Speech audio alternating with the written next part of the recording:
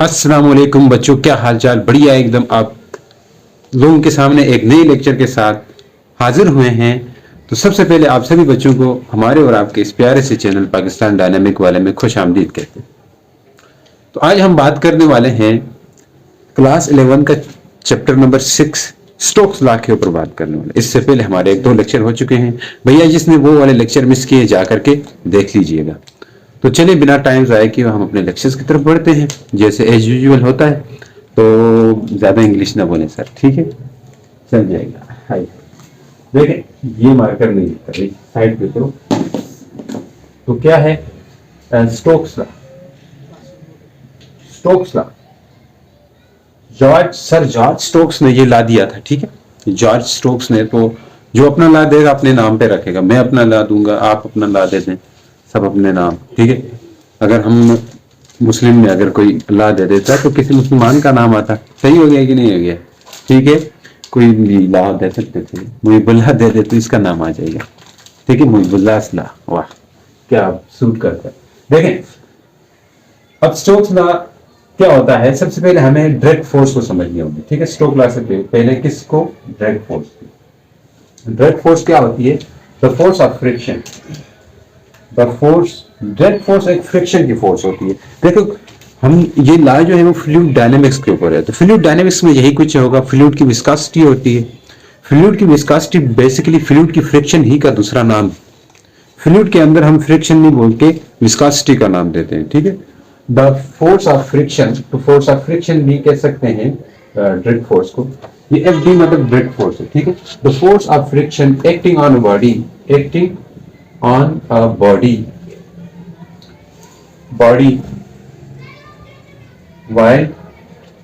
while moving in a fluid। जब कोई body किसी फ्लूइड के अंदर मूव करे उस वक्त बॉडी के ऊपर जो फ्रिक्शन की फोर्स होगी उसे हम डायरेक्ट फोर्स कहेंगे, ठीक है, डायरेक्ट फोर्स कहेंगे। बात समझ आ रही कि नहीं आ रही? तो देखिए होता क्या है, आमतौर पर अगर आप बाइक पे हो तो बाइक जितना तेज चलाएं या बाइक पे हो तो एयर जो है वो आपको एक बैकवर्ड फोर्स लगाती है।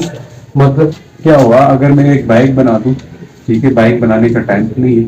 मान लीजिए हमारे पास कोई एक बाइक है, यहाँ पे आप चला रहे हैं इसको, ठीक है, ये बाइक है, इसको आप चला रहे हैं। अब इस बाइक में आपके पास क्या होगा, आपके फॉरवर्ड डायरेक्शन में वेलोसिटी होगी, ठीक हो गया। बैकवर्ड में डायरेक्ट फोर्स लगेगी। क्यों लगेगी? क्योंकि इधर से एयर आ रही होगी। जब एयर आएगी तो आपके ऊपर एक बैकवर्ड फोर्स लगेगी, तो वो फोर्स डायरेक्ट फोर्स है, ठीक है। हम इसके ऊपर डिटेल में चर्चा करने वाले हैं, तो बने रहिएगा, ठीक है, मिस नहीं कीजिएगा, ठीक है। ये डायरेक्ट फोर्स हम फील करते हैं हम अपने डेली लाइफ में। तो डायरेक्ट फोर्स का जो फार्मूला है उसको हम डायरेक्ट लिख लेते हैं। डायरेक्ट फोर्स को डायरेक्ट लिखते हैं, अभी डायरेक्ट लिखेंगे, बाद में इसको प्रूफ भी करेंगे। 6 पाई ईटा आर वी, ठीक है। यहाँ पे ये जो फार्मूला है ये कहाँ से आया और कैसे ड्राइव हुआ इसके ऊपर भी बात करेंगे।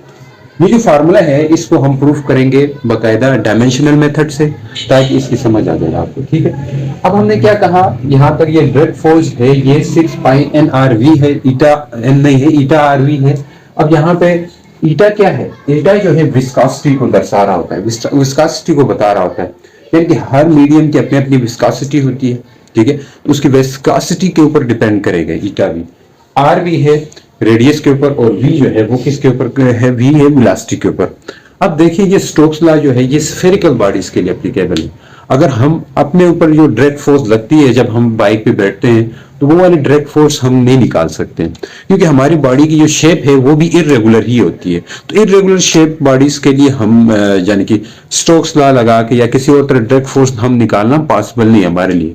तो हम क्या करते हैं, हम स्फेरिकल बॉडीज के लिए, तो सबसे पहले सर जॉर्ज स्टोक्स था, इन्होंने भी जो लॉ दिया था वो स्फेरिकल बॉडीज के लिए दिया था। इन्होंने कहा था कि अगर कोई एक स्फेयर है, मान ले ये कोई एक स्फेयर है, ठीक है, इसके ऊपर जो विस्कोसिटी होगी इसके ऊपर, यानी कि ये वेलोसिटी है तो इसके बैकवर्ड एक डायरेक्ट फोर्स लगेगी एफ डी के नाम से, और मान ले इसका कोई रेडियस आर है। तो स्फेरिकल बॉडी एक सिमेट्रिकल बॉडी होती है। तो सिमेट्रिकल बॉडी के लिए स्टोक्स लॉ बढ़िया से होल्ड करता है, अच्छे से होल्ड करता है। तो हम उसके लिए हम ये लॉ लगा सकते हैं आसानी से। बात समझ आ रही है कि नहीं है? तो ये जो चीज है, ये जो उन्होंने ला दी है, ये सिर्फ स्फेरिकल बॉडीज के हद तक है। बात समझ आई?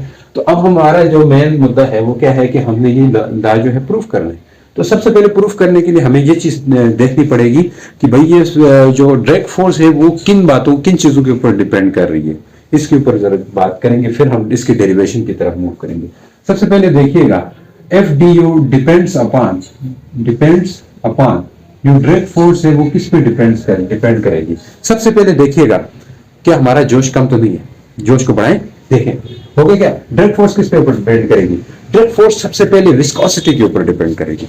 यानी कि फ्लूइड जो है, फ्लूइड के अंदर एयर भी आता है, लिक्विड वाटर, ठीक है, ये सारे आते हैं। फ्लूइड ये है वो किस तरह का, फ्लूइड की विस्कोसिटी क्या है इस चीज के ऊपर डिपेंड करेगा। अगर मान ले फ्लूइड जो है वो एयर है तो एयर की विस्कोसिटी कम होती है वाटर के बेनिस्बत, तो आप डायरेक्ट फोर्स कम फील करेंगे एयर में, ठीक है। अगर बाइक में है तो आप उतनी कम डायरेक्ट फोर्स फील करेंगे। मतलब बाइक में है, इसमें जो यहाँ एयर है तो इसकी विस्कोसिटी ईटा है, तो मतलब यहाँ पे आपको विस्कोसिटी कम फील होगी, ठीक है। अब ये जो चीजें हैं आपको यहाँ पे देखिए, जितनी ज्यादा विस्कोसिटी होगी डायरेक्ट फोर्स भी उतनी ज्यादा होगी, ठीक है। डायरेक्ट फोर्स भी इतनी ज्यादा हो रही है, अजान हो रही है तो इसको साथ ऐड कर देते हैं, ठीक हो गया भैया। तो देखिए बच्चों, अजान का एहतराम करना हम सब का फ़र्ज़ है, ठीक है। तो इसलिए हमने अजान के टाइम दरअसल शूटिंग अपनी रोक दी थी। तो अभी बढ़ते हैं अपने लेक्चर की तरफ। डायरेक्ट फोर्स के ऊपर, डायरेक्ट फोर्स सबसे पहले डिपेंड कर रही है विस्कोसिटी के ऊपर। जिस फ्लूइड की विस्कोसिटी ज़्यादा होगी डायरेक्ट फोर्स ज़्यादा होगी। आमतौर पर अगर आप एयर के अंदर बाइक पे बैठे हुए तो आपको डायरेक्ट फोर्स जो बैकवर्ड एयर की आपको फोर्स लगती है वो कम लगेगी। उसके बरअक्स आप अगर बाल्टी के अंदर पानी ले, पानी के अंदर हाथ हिलाएं या पानी के अंदर मूव करने की कोशिश करें तो वहाँ आपके पास डायरेक्ट फोर्स थोड़ी ज़्यादा लगेगी। और इससे भी बेहतर आप हनी के अंदर तो नहीं जा सकते, हनी में हाथ डाल के हाथ को घुमाने की कोशिश करें तो वहाँ पे और डायरेक्ट फोर्स आपको वो हो जाएगी, मतलब मुश्किल हो जाएगा, ठीक हो गया कि नहीं। तो मतलब एक चीज़ खुल के सामने आएगी कि जितनी ज़्यादा विस्कोसिटी होती है उतनी ज़्यादा डायरेक्ट फोर्स होती है, ठीक है। डायरेक्ट फोर्स डायरेक्टली प्रोपोर्शनल है विस्कोसिटी के। अभी हमें नहीं पता कि ये फार्मूला हम ऐसे ड्राइव कर रहे हैं कि ये विस्कोसिटी के ड्राइव करते हुए मैं बता दूंगा ये विस्कोसिटी के स्क्वायर पे डिपेंड करती है या क्यूब पे डिपेंड करती है, हमें ऐसा कुछ भी नहीं पता, हमें ऐसा कुछ भी नहीं यार। हमें सिर्फ अभी ये पता है कि ये डायरेक्टली प्रोपोर्शनल है, विस्कोसिटी ज़्यादा होती है डायरेक्ट फोर्स ज़्यादा होती है, स्क्वायर या उस तरह की चीज़ हमें पता नहीं है। तो हम क्या करेंगे, देखिएगा हम करेंगे डायमेंशनल मेथड से प्रूफ करेंगे कि भाई विस्कोसिटी का स्क्वायर आता है कि या नहीं आता। अब देखें फिर जो डायरेक्ट फोर्स है वो डायरेक्टली प्रोपोर्शनल होगी किसके, वेलोसिटी की। ये कैसे बात कर रहे हैं, देखिए जितना ज़्यादा आप तेज़ी से मूव करेंगे आपके ऊपर फ्रिक्शन ज़्यादा होगी, मतलब फ्लूइड की फ्रिक्शन ज़्यादा होगी, विस्कोसिटी ज़्यादा होगी। देखिए अगर आप इसी बाइक पे बैठे हुए हैं और बाइक पे बैठते हुए आप बाइक में अपने हाथ में एक बड़ा सा मतलब बोर्ड रखा है हाथ के साथ, ठीक है। बाइक में चल भी रहे हैं और बोर्ड भी अपने आपके हाथ में है, तो आप जब बोर्ड रखने के वजह से आपके ऊपर यानी कि डायरेक्ट फोर्स है वो भी ज़्यादा आप फील कर पाएंगे, ठीक है, आपके ऊपर ज़्यादा डायरेक्ट फोर्स लगेगी। तो अब यहाँ पे क्या हो रहा है, आप अपना रेडियस को बढ़ा रहे हैं, मतलब रेडियस को बढ़ा रहे हैं, आप अपना हुजम को बढ़ा रहे हैं। आपका हुजम बढ़ेगा तो मतलब क्या हो जाएगा, ओवरऑल आपके पास डायरेक्ट फोर्स ज़्यादा लगेगी, मतलब आप अपना रेडियस को। इसी तरह अगर ये बड़ा सफ़ेद लेंगे उसके ऊपर भी डायरेक्ट फोर्स ज़्यादा होगी, तो इसके लिए करते हैं रेडियस पे डिपेंड करता है, ठीक है। वेलोसिटी के ऊपर बात करेंगे वो तो आपको समझ आएगी, रेडियस पे भी डिपेंड करता है। जितना बड़ा रेडियस रखेंगे आपके ऊपर फोर्स ज़्यादा लगेगी, डायरेक्ट फोर्स। और तीसरी चीज़ जो है डायरेक्ट फोर्स डायरेक्टली प्रोपोर्शनल होगी वी, वेलोसिटी के। आप जितना तेज़ी से मूव करें आपके ऊपर डायरेक्ट फोर्स ज़्यादा होगी। अब इन तीन चीज़ों के डायरेक्टली प्रोपोर्शनल है। हमें एक बात खुल के सामने आई हमारी, वो क्या है, देखिए डायरेक्ट फोर्स डायरेक्टली प्रोपोर्शनल है किसके, थीटा आर वी के। अब यहाँ पे ये प्रोपोर्शनलिटी हटाएंगे तो कांस्टेंट आ जाएगा, वो कांस्टेंट क्या है, के थीटा आर वी। अब इस फार्मूले को हम ड्राइव करेंगे बाय यूजिंग किससे, by using dimensional method. Dimensional method से हम इसको ड्राइव करेंगे बाकायदा तौर पर। तो बने रहेगा बच्चों हमारे साथ, ठीक है। अभी रश होने वाली है, देखें क्या हो रहा है। तो हमने ये फार्मूला अभी लिखा जो क्या है, के कांस्टेंट है, ईटा आर वी। के क्या है, कांस्टेंट है, जो कांस्टेंट होता है वो डायमेंशनल लेस होता है। ये आपने पहले चैप्टर में पढ़ा हुआ है, यूनिट्स एंड मेयर में, डायमेंशन लेस होता है। डायमेंशन लेस का मतलब ये है कि उसकी डायमेंशन नहीं, उसकी डायमेंशन लेस होता है, डायमेंशन लेस क्वांटिटी है जो कांस्टेंट होती है के, इसलिए के की कोई वो हमारे पास वो नहीं होगी, क्या कहते हैं उसके, यूनिट नहीं होगी।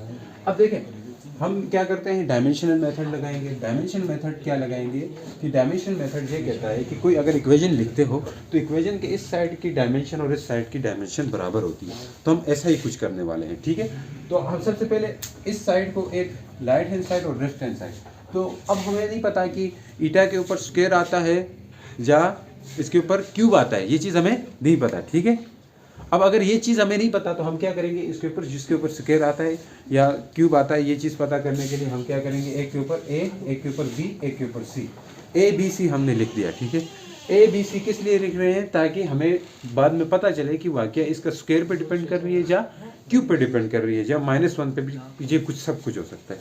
तो हम क्या करेंगे, इस साइड की डायमेंशन को इस साइड की डायमेंशन के इक्वल लेंगे। तो सबसे पहले फोर्स की डायमेंशन लिखेंगे। फोर्स की डायमेंशन क्या होती है, फोर्स का यूनिट देखें तो फोर्स की यूनिट हम पुट करेंगे। सबसे पहले देखिएगा, फोर्स की जो यूनिट है एफ डी, यानी कि एक फोर्स है, फोर्स की यूनिट न्यूटन होती है। और न्यूटन किसके इक्वल होता है, यार आप नहीं पता, देखें एफ इजिकल्स टू एम है, यहाँ से के जी एक्सेलरेशन की यूनिट मीटर पर सेकंड स्क्वायर होता है। तो यहाँ पे लिखेंगे के जी मीटर पर सेकंड स्क्वायर। तो ये यूनिट होती है फोर्स की, यानी कि के जी मीटर पर सेकंड स्क्वायर। के जी मीटर पर सेकंड स्क्वायर यूनिट है, तो हम के जी के लिए लिख सकते हैं एम एल टी -2। जिसको नहीं पता डायमेंशनल वाला लेक्चर देख लें, उम्मीद करता हूँ आप सभी को पता है। अब ईटा की डायमेंशन निकालेंगे। ईटा की डायमेंशन क्या होती है, ईटा की यूनिट हमने पीछे पढ़ा था ना, विस्कस फ्लूइड वाले लेक्चर में हमने ये चीज़ बात की थी। तो वहाँ पे पास्कल सेकंड जो थी वो ईटा की यूनिट थी। अब आपको पता है पास्कल किसके इक्वल होता है, newton metre square. Pascal pressure है ना, प्रेशर का फार्मूला क्या होता है, फोर्स डिवाइड बाई एरिया। तो फोर्स की यूनिट न्यूटन, नीचे एरिया की यूनिट मीटर स्क्वायर, तो इस तरह आ गया। और साथ में सेकंड भी है तो सेकंड लिख दो। अब देखें न्यूटन खुद किसके इक्वल है, के जी मीटर पर सेकंड स्क्वायर। तो लिख दो यहाँ पे के जी मीटर पर सेकंड स्क्वायर। एक सेकंड ये, तो ये वाला मीटर स्क्वायर भी ऊपर आएगा तो मीटर पर मीटर स्क्वायर हो जाएगा, ठीक है। अब इस सब को सॉल्व करें। देखो सबसे पहले के जी लिखेंगे, मीटर का ये +1 है, ये -2 है, +1 -2 मीटर का -1 हो जाएगा, पर मीटर हो जाएगा। और सेकंड क्या है, ये 1 है ना, तो सेकंड का भी -1 हो जाएगा। तो इसकी डायमेंशन क्या लिख सकते हैं हम, ईटा की m l -1 t -1, ये आ गई डायमेंशन फॉर ईटा। समझ आ रही है ईटा की डायमेंशन। अब r लेंथ है, तो इनके ऊपर अगर पावर हमारे पास a था, इसके ऊपर भी a लिखेंगे, लिख सकते हैं, बिल्कुल लिख सकते हो। r के ऊपर पावर क्या है, b है। तो देखिए r जो है मीटर होती है यूनिट, और मीटर है तो इसके ऊपर भी एल बी करेंगे। यहाँ तक समझ आई है भैया, उम्मीद करता हूँ सही समझ आ रही है। v क्या है, वेलोसिटी है, वेलोसिटी के ऊपर जो है c है। तो हम वेलोसिटी की यूनिट तो पता है मीटर पर सेकंड, तो हम लिख देंगे एल टी -1 और c, एल टी -1 और c लिख दिया।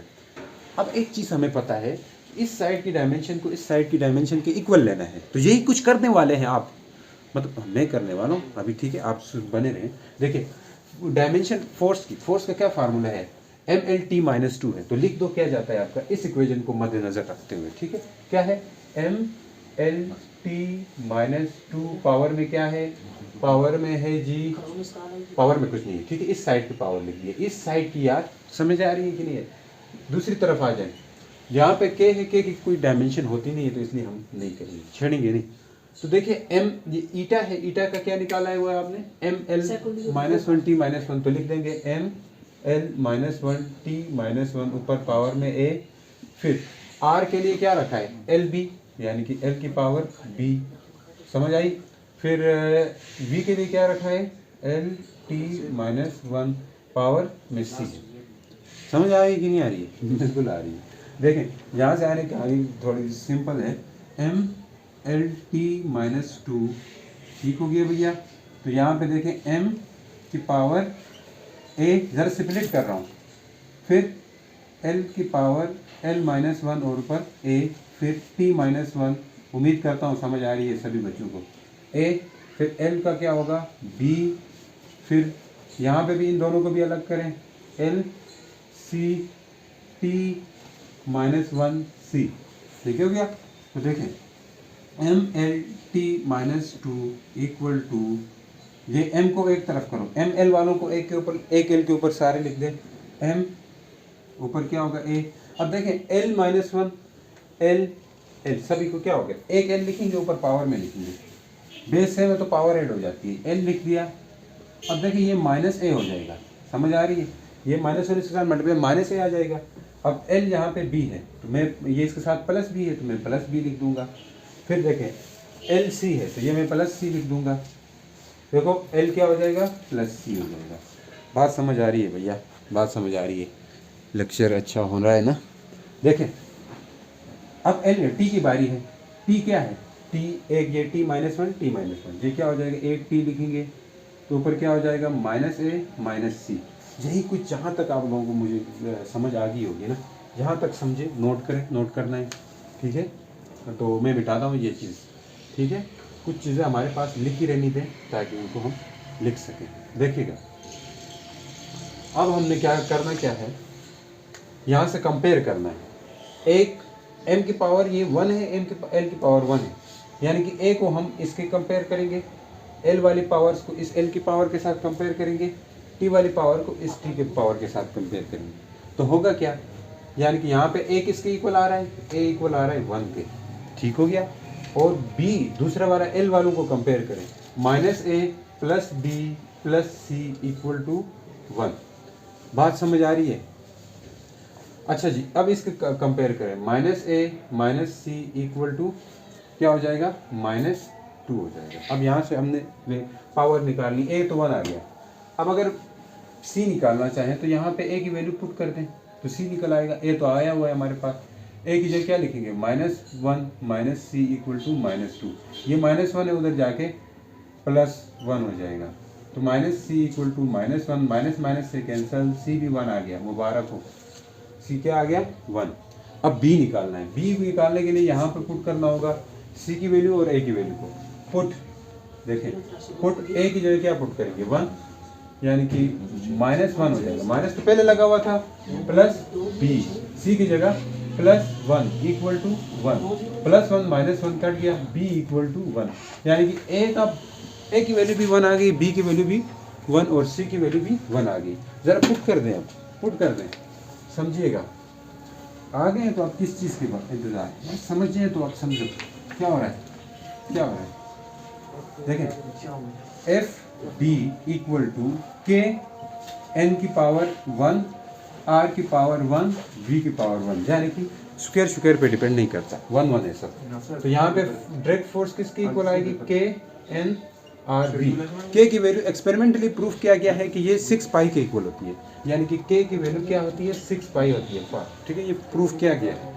तो हम इसलिए डायरेक्ट फार्मूला लिख देते हैं 6 पाई ईटा आर वी। उम्मीद करता हूँ आप लोगों को समझ आया होगा। तो मिलते हैं नेक्स्ट लेक्चर के साथ, हमारे साथ बनिए रहेगा। अल्लाह हाफिज़।